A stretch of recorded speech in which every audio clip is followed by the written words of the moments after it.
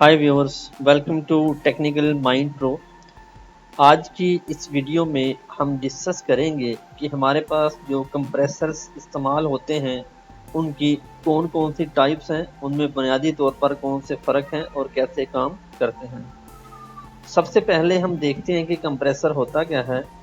Compressor बिल्कुल ऐसे ही है, मैकेनिकल डिवाइस है। जैसे हमारे पास पंप होते हैं, पंप को हम यूज़ करते हैं लिक्विड्स के लिए, यानी कि पंप के थ्रू हम किसी भी लिक्विड को प्रेशराइज करके एक जगह से दूसरी जगह भिजवाते हैं। सिमिलरली कंप्रेसर जो है इसको हम यूज करते हैं इन केस ऑफ गैस।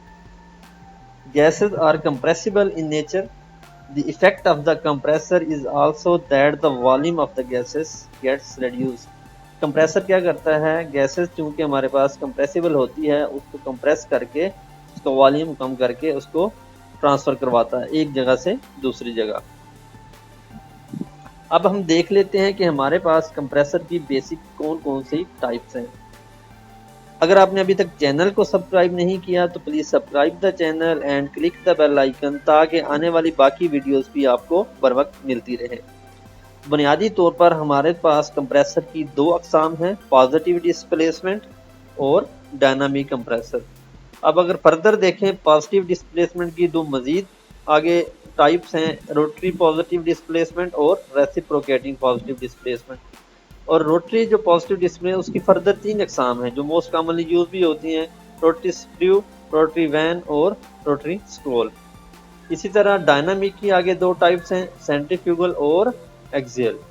अब हम इनको वन बाय वन देख लेते हैं। जब हम पॉजिटिव डिस्प्लेसमेंट की बात करते हैं तो इसमें keep in mind reciprocating motion होगी या तो पॉजिटिव डिस्प्लेसमेंट। इसमें अगर आप एग्जांपल ले लें ये वाली, इसमें अगर यहाँ से देखें, लेट्स सपोज कि आपके वेल्व्स जो हैं क्लोज हैं, ठीक है। ये आपका इनलेट पोर्ट है, ये आउटलेट पोर्ट है। इनलेट पोर्ट आपकी ओपन हुई, आपका जो पिस्टन है नीचे की तरफ जा रहा है बॉटम डेड सेंटर की तरफ। यहाँ पे क्या हुआ, इनलेट से गैस अंदर आ रही है, ठीक है। ये जगह जो है गैस से फिलअप हो रही है, ठीक है। जब ये गैस फिलअप हो जाएगी तो आपका इनलेट पोर्ट क्या है, बंद हो गया। अब दोनों इनलेट और आउटलेट दोनों बंद है और पिस्टन ने बॉटम डेड सेंटर से टॉप डेड सेंटर की तरफ जाना शुरू कर दिया। इससे क्या होगा, गैस जो है वो कंप्रेस होगी, हाईली कंप्रेस होगी और इसका जो वॉल्यूम है वो कम होगा, प्रेशर क्या होगा, बढ़ जाएगा। जब प्रेशर बढ़ जाएगा तो हम क्या करेंगे, इसका आउटलेट वाल्व ओपन हो जाता है तो यहाँ से गैस डिस्चार्ज होती है विद हाई प्रेशर। इस प्रिंसिपल पे पॉजिटिव डिस्प्लेसमेंट काम करते हैं। अच्छा, अब इसकी जो दो टाइप्स हैं, रोटरी टाइप को पहले बात कर लेते हैं। रोटरी टाइप में अगर आप जैसा कि नाम भी इंडिकेट कर रहा है, rotary types of positive displacement compressor contain some rotating mechanism which helps to draw in gas and also to discharge it. इसमें रेसिप्रोकेटिंग मोशन नहीं होती बल्कि रोटेटिंग पार्ट्स, रोटेटिंग मैकेनिज्म होता है जिसके थ्रू क्या होता है, गैस इन होती है और कंप्रेस होने के बाद डिस्चार्ज होती है। रोटरी की तीन जो बेसिक टाइप्स हैं, rotary screw compressor, vane compressor और स्क्रोल कंप्रेसर। अगर आप रोटरी स्क्रू कंप्रेसर की बात करें, rotary screw compressor contain a pair of helical screw called a male screw and a female screw. ये देखें, दो हमारे पास कंप्रेसर स्क्रू हैं, हेलिकल स्क्रू टाइप। एक को मेल कहते हैं, दूसरे को फीमेल कहते हैं, यानी कि one pair of helical screw हम इसमें यूज करते हैं। इसमें हेलिकल स्क्रू की रोटेटिंग मोशन ही के थ्रू सारी वर्किंग हो रही होती है, गैस इन होती है और आउट होती है। इसकी ज़्यादा एडवांटेज भी है कि इसमें ज़्यादा नॉइस नहीं होती जब ये ऑपरेट हो रहे होते हैं और ना ही इसकी वाइब्रेशन वगैरह ज़्यादा होती है। सेकंड पे हमारे पास है rotary when compressor. Rotary when compressor consist of a rotor mounted with veins. ये देखें, ये इसका अगर आप बात करें, ये रोटर है, ठीक है, इसके साथ ये वेन्स लगी हुई हैं। ये आउटसाइड पे रेड कलर में इसकी केसिंग है, यहाँ से गैस इन हो रही है और यहाँ से क्या हो रही है, आउट हो रही है। वेन जो होती है वो इसकी केसिंग के बिल्कुल साथ तक एक्सटेंडेड होती है कि यहाँ से गैस वगैरह क्या है, लीक नहीं होती। उसके बाद the rotating motion causes the volume of the gas to increase and decrease thus moving through the compressor. इसकी रोटेटिंग मूवमेंट वेन्स की जो हो रही होती है और रोटर की, इसी के थ्रू इसकी गैस कंप्रेस होती है, वॉल्यूम कम होता है, बाद में डिस्चार्ज होती है।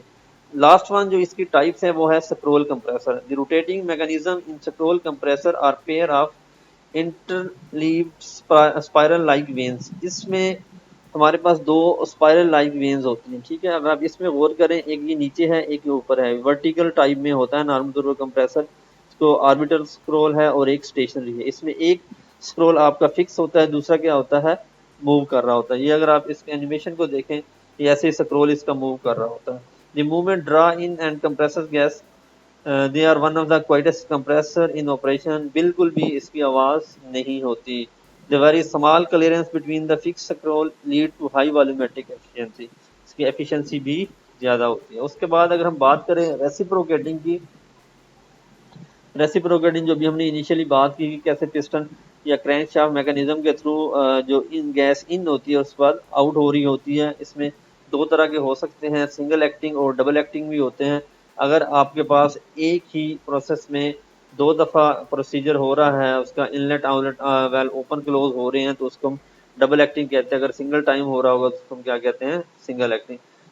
In the single acting mechanism, the gas interacts with the cylinder only once during the upstroke of the piston। जब पिस्टन आपका ऊपर की तरफ जाता है तो एक ही दफा गैस जो होती है इंटरेक्ट करती है, जबकि डबल एक्टिंग में यही प्रोसीजर दो दफा होता है। सेकंड टाइप जो हमारे पास है वो है डायनामिक कंप्रेसर्स की। The defining feature of a dynamic compressor is that they contain rapidly rotating blades। इसमें ब्लेड्स होते हैं जो कि रैपिडली क्या कर रहे होते हैं, रोटेट कर रहे होते हैं। The movement of these rapidly rotating blades draw in gases and compress them inside the compressor. Rotating movement क्या करती है, गैस को इनसाइड कंप्रेसर लेके आती है और उसको कंप्रेस कर देती है। कहाँ पर यूज होते हैं, नॉर्मली तौर पर जहाँ पर लार्ज स्केल का ऑपरेशन हो वहां पर इसको इस्तेमाल किया जाता है। टाइप्स जो इसकी बेसिक हैं वो सेंट्रीफ्यूगल और एक्सियल कंप्रेसर है। अगर आप सेंट्रीफ्यूगल की बात करते हैं, इसमें एक इम्पेलर होता है।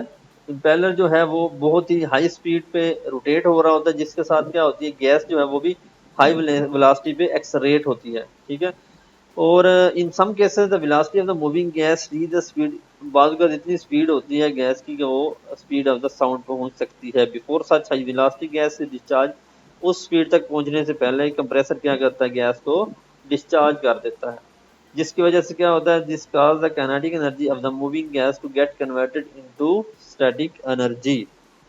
लास्ट वन जो हमारे पास है वो है एक्सियल कंप्रेसर। एक्सियल कंप्रेसर में बेसिकली एयरफॉइल्स होती हैं जो कि स्टैक ही होती हैं, तय दर तय लगी होती है और उनके एक सेट बना हुआ होता है। Usually one airfoil rotates and the airfoil next to it remains stationary. Normally तौर पर ये होता है कि अगर एक रोटेट कर रही है, दूसरी क्या होगी, स्टेशनरी होती है। इसमें हाई फ्लो रेट मतलब जो इनका डिज़ाइन होता है, हाई फ्लो रेट भी अचीव कर सकते हैं। इसी वजह से ये थोड़े महंगे भी होते हैं, क्योंकि इनकी जो फॉइल्स होती हैं वो भी एक्सपेंसिव मटेरियल से बनती हैं और कॉस्टली पड़ते हैं ये वाले हमें। ये जहाँ पर हमें इंतहाई ज़्यादा फ्लो रेट चाहिए वहाँ पे हम इसको इस्तेमाल करते हैं। ये हमारा आज का छोटा सा टॉपिक था। आई होप के it would be useful to all of you. Please like and share the video. Thank you.